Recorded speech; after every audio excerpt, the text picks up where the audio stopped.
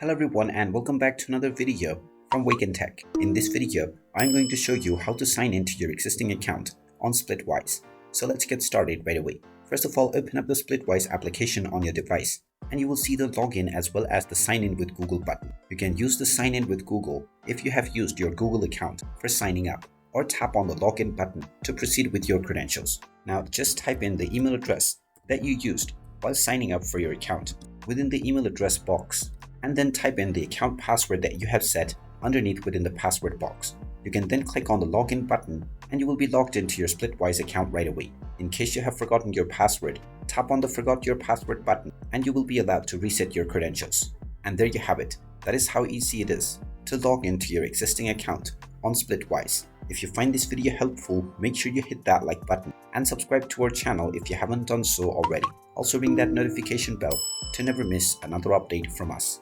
Thank you for watching and I will see you again in the next video.